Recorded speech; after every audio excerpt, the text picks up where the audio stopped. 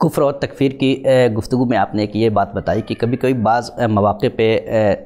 کسی کی عبارت یا کسی کا قول اس قدر پیچیدہ ہوتا ہے کہ علماء کا اختلاف ہو جاتا ہے اس کے فہم میں. بعض لوگوں پہ اس کی تکفیر واضح ہوتی ہے تو وہ تکفیر کر دیتے ہیں، اور بعض لوگوں پہ واضح نہیں ہوتی ہے تو وہ تکفیر نہیں کرتے ہیں، کف لسان کرتے ہیں یا بچتے ہیں تکفیر کرنے سے. تو ایسی صورت میں کیا بغیر اجماعی، بغیر حتمی اور بغیر تحقیقی بنیادوں پر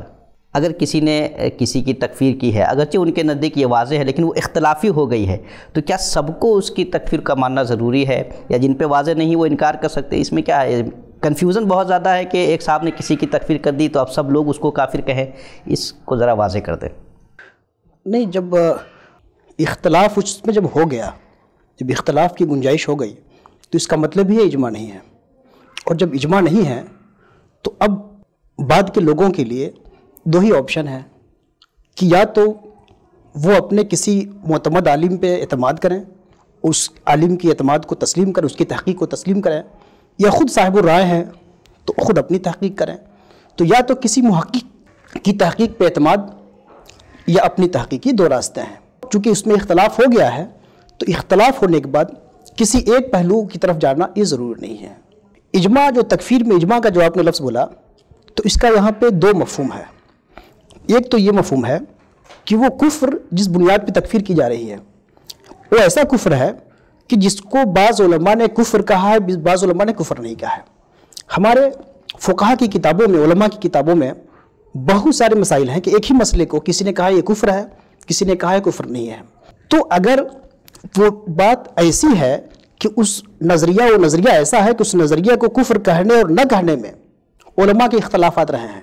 تو ایسی صورت میں تحقیق یہی ہے کہ اس پہ چونکہ ہمارے متقدمین کا اس مسئلے میں تکفیر کے سلسلے میں اجماع نہیں ہے، اس لیے اس پہ تکفیر نہیں کی جائے گی. چونکہ اس پہ اجماع نہیں ہے، اس نظریے کے کفر ہونے پر اجماع نہیں ہے، اس لیے اس پہ تکفیر نہیں کی جائے گی. اجماع کا ایک دوسرا مطلب یہ ہے کہ ایک کوئی شخص ہے، ایک شخص متعین کے حوالے سے یا ایک گروہ متعین کے حوالے سے شرق تا غرب تمام علماء نے، تمام فرقوں نے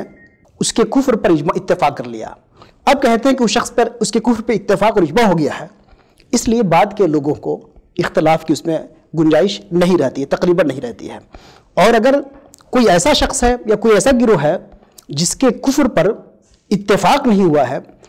امت کا اجماع نہیں ہوا ہے، تو اس شخص کو یا اس گروہ کو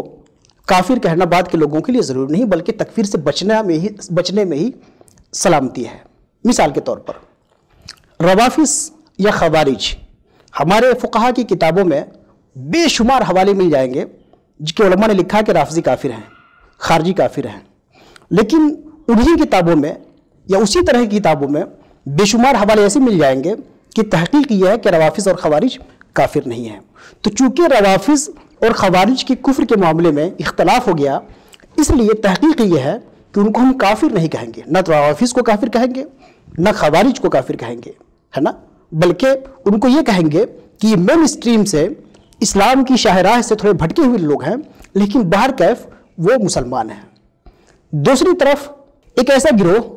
جو یہ کہے کہ حضور کے بعد علی پیغمبر ہیں، علی نبی ہیں، تو اگر حضرت علی کی نبوت کا کوئی قائل ہے تو یہ ایک ایسا عقیدہ ہے جس پہ شرق تا غرب، اہل تشیع، خوارج، اہل سنت، معتزلہ، یعنی جتنے بڑے فرقے ہیں اسلام کے، سب کا اتفاق ہے کہ جو حضرت علی کی الوہیت کا قائل ہو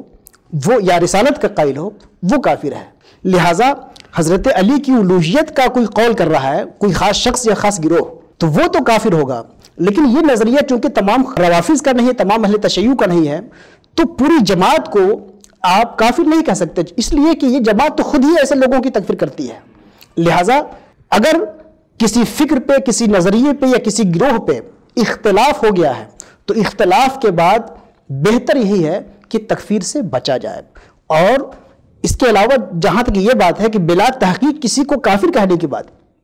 تو بلا تحقیق کافر کہنا تو بڑی بات ہے. بلا تحقیق اگر آپ کسی پہ معمولی تہمت بھی لگاتے ہیں، معمولی الزام بھی لگاتے ہیں، آپ خطا کار ہوتے ہیں، آپ گناہ کبیرہ کے مرتکب ہوتے ہیں،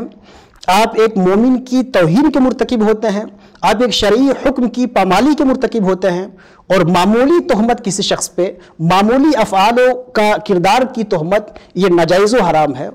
تو آپ سوچئے کہ بغیر تحقیق کے کسی پر ضلالت کی تہمت یا کفر کی تہمت یہ کتنا بڑا گناہ ہے جس کا آپ اندازہ نہیں کر سکتے۔ یہاں تک کہ یہ اتنا بڑا الزام ہے کہ حضور پاک نے فرمایا کہ اگر کوئی کسی بھائی کو کافر کہتا ہے اور وہ شخص کافر نہیں ہے تو کہنے والا کافر ہو جائے گا، یعنی کہنے والے کفر کے راستے پہ چلا جائے گا۔ اس حد تک یہ برا عمل ہے، اس حد تک یہ قابل مذمت عمل ہے کہ کسی کے حوالے سے تحقیق کے بغیر آپ گمراہی یا کفر کا فتویٰ ایشو کرتے پھریں۔